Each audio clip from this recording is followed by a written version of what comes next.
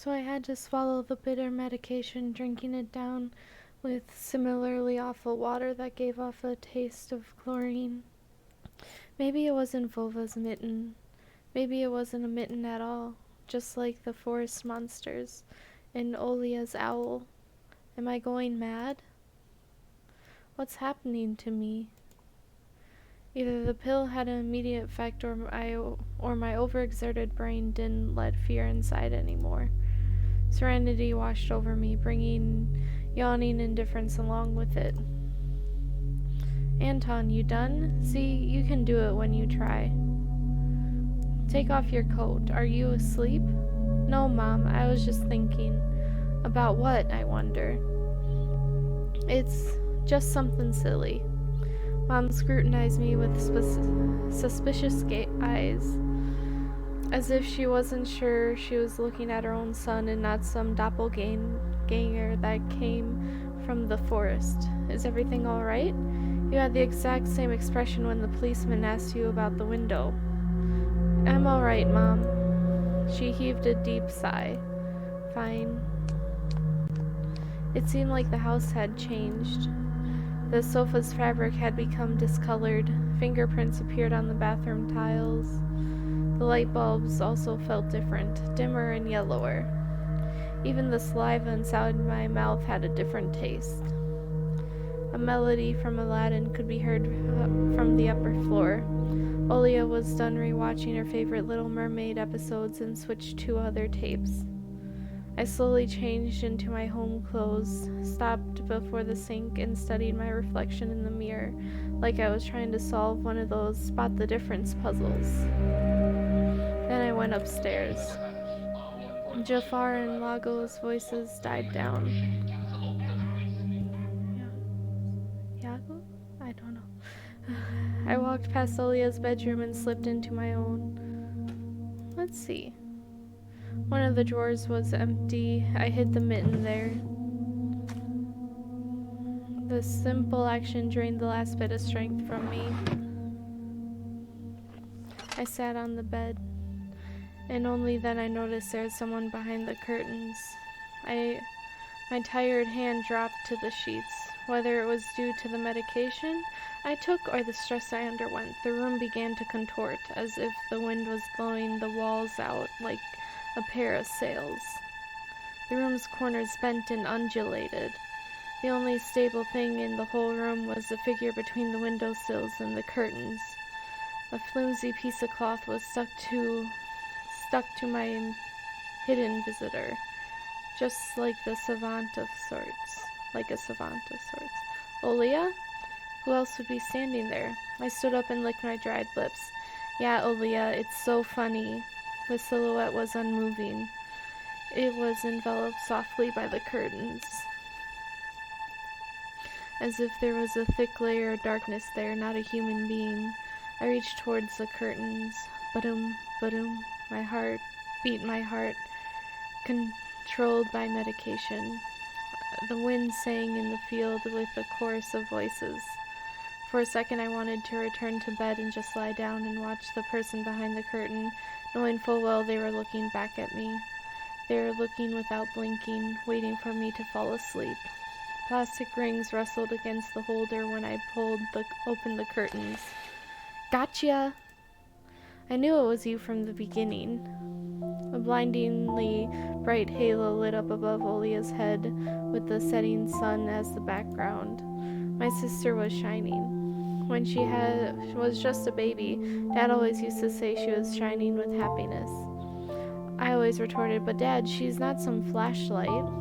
But I brought her to the window one day and sunlight poured on her smiling face. I felt like I was holding a child woven from light. I saw everything. Oh, really? What did you hide? She was just like my mom when she was little, before she put her hand on her sad mask of tiredness and switched to her commanding tone of voice. It's nothing, just... Olia ran up to the table, her eyes round, and asked, You stole something and hid it there? Are you a thief? What? Don't be stupid. I didn't steal anything. A clear image came to mind, that mitten hanging from a tree branch. What if I did steal it after all? From the forest, from the tilted figure standing behind black trees. Olia could be selfish and stubborn when she wanted. Then show me. I swear that you won't tell anyone, then I'll show you. Olia wore a plotting smile. I swear on Mom's heart. An oath she'd heard from one of the movies about the pioneers we've watched. Don't say things like that. Olia nodded and made a gesture with her hand, locking her mouth with an imaginary key. She was filled with curiosity that was flashing in her giant eyes. I opened the drawer and Olia leaned in, holding her breath. It looked like there was not just a simple mitten, but some sort of exotic critter. Is this someone's mitten? She said as if she couldn't understand what she saw. A certain boy lost it and got lost himself. Now you do understand how dangerous it is for kids to wander into the forest, right? He must be really cold out there. Will they find him? They will. The police are going house to house showing his photo to everyone. Olia traversed the room with care and pressed her tiny palms against the window. And why are they going to houses and not the forest? Are they scared? The question caught me off guard. The police aren't scared of anything. Yeah, right, flashed in my clouded mind. Did they really check every nook and cranny where darkness, cold, and whispers of icy branches dwell? If that's the case, how did they miss the mitten? Or did it appear later, for me? I changed the topic, as if trying to get Olia as far away as possible from the forest thicket. We may get a reward if I go and find this boy by myself. A lot of stuff like in Field of Wonders. Sounds cool, right? Olia wasn't listening to me. She was piercing the forest with incredibly adult eyes, uncharacteristic for her. What if the owl got him? Nonsense, an owl won't be able to lift a human, but you know what? I was picking my words with utmost care. I forced them out of my overexerted brain. Stay away from the forest. I think it's, how should I put it? It's cursed or something. Just like in a fairy tale? No, not like that. More like in a spooky tape Mom and Dad are hiding from us. Olia shivered and stole a glance at the window. I saw you running away. Someone was chasing you? No, it's just I was hurrying back home so Mom won't be worried. As I looked at my sister, my heart was tearing apart. She's so fragile. It was easy to stifle her light. A gust of wind and her small fire would be gone. You're lucky. Mom won't even let me go outside. I'm like a princess in a tower. Can't go anywhere. I'll die from boredom here.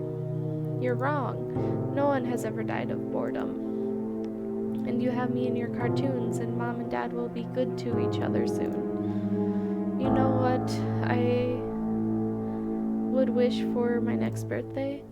I'd wish for Mom and Dad to turn into children so we could go and play together like we used to.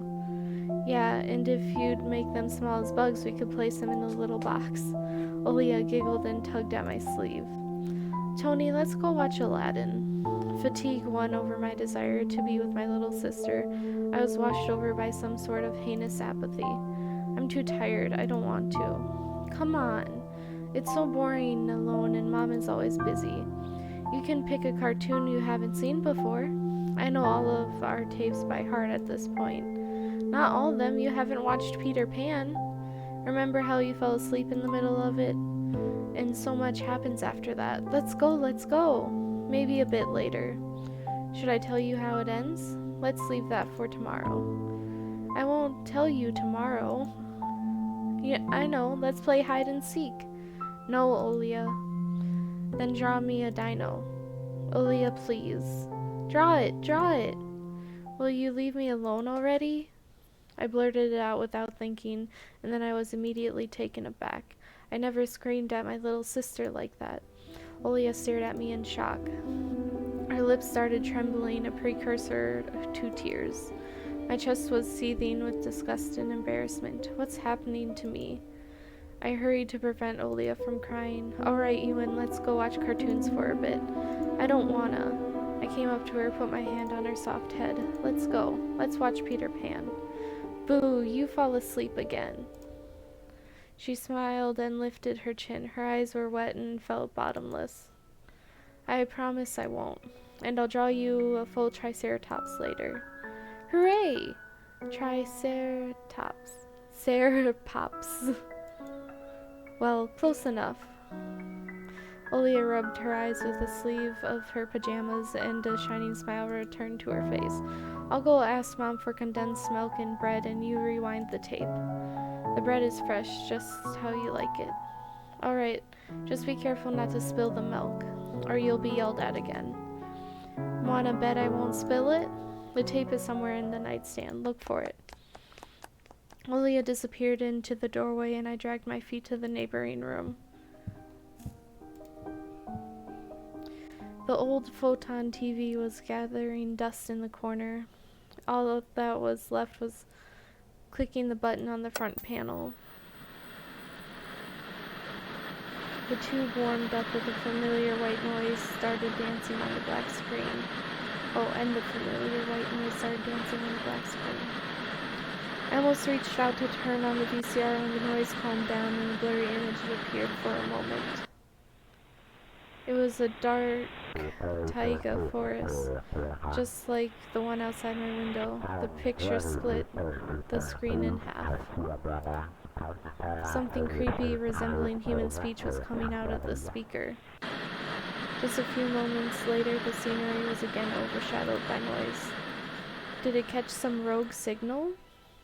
Local TV station only really showed Soviet cartoons, and even that was pretty rare. And only just recently I used to always watch Robotech before school. It was so awesome. Maybe I should tinker with the antenna. What if I can catch the channel again? On the other hand, Olia had asked me to find the tape. It wouldn't be nice to disappoint her, but in my sleepy state I didn't have strength to do all of it. Search or mess with that? Let's search. Let's not upset her. I sifted through the shelves full of dolls and blue hippos from the Kinder Surprise. I found the tape I needed thanks to its shady spine. Shabby spine. I got the black rectangle from its box. The tape inside it was rusted and the rewind rustled. Oh gosh, I need my glasses so bad. The tape inside it rustled with rewinding to the beginning. Rewinding to the beginning. Oh boy. This rustle was lulling me to sleep. Drowsiness attacked me while I was squatting before the TV. Images whirled in my head, me and Olia flying above the forest, tumbling in the soft clouds. My little sister is laughing, but her smile becomes more and more forced with every passing second. I notice the clouds underneath us part, bearing the bristly pine tops. Swampy darkness lurked among the trees. The winds are no longer able to hold us and Olia. You haven't started without me, have you? My sister brought a tray with evenly cut bread and a whole can of condensed milk. I rubbed my eyes. No, come sit. Mom and Dad are arguing again. They're going through rough times. Rough times are lame. On the screen, Wendy was hiding Peter Pan's shadow in the dresser. Olia was entertained by the cartoonish dog Nana. Maybe Mom and Dad will buy us a dog too? Yeah, right. I'll have my own dog in Neverland, and a cat, and a parrot. Olia smeared a slice of bread with a thick layer of condensed milk and handed it to me. Have you lost all your baby teeth? Obviously. Olia frowned deep in thought. Peter Pan has baby teeth. What if they won't let you go to his land with adult teeth? Well, we'll think of something. Well, Dad asked to alter your age on the passport. Okay, sorry. I'm gonna have to end that there. I hope you enjoyed, and please leave a like if you enjoyed.